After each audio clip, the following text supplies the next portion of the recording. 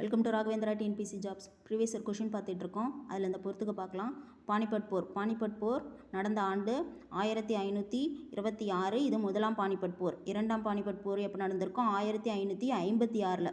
அடுத்தது காக்ரா போர் எப்போ நடந்திருக்கோன்னா 1529 நடந்திருக்கும்.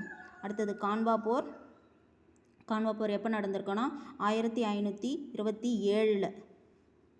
அடுத்தது சந்தேரி போர் 1528. அப்போ ஆப்ஷன் பார்த்திங்கன்னா 28.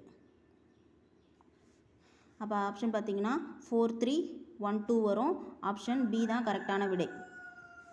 அடுத்த கொஷின், வேளாண்மை உற்பத்தியை அளவிடும் முறை எதுனா? நிலம் மற்றும் உழைப்பின் உற்பத்தி திறன் தான் இதை அளவிடும் முறை.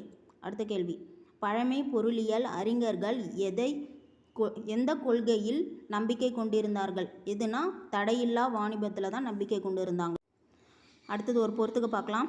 சாரதா திட்டம் எப்போ கொண்டு வந்திருப்பாங்க? 1929.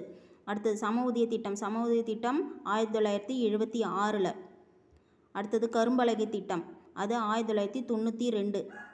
20 அம்ச திட்டம் யார் கொண்டு வந்திருப்பாங்கன்னா இந்திரா காந்தி அம்மையார். எந்த ஆண்டுனா 1975 தான் 20 அம்ச திட்டம் போடப்பட்டிருக்கும்.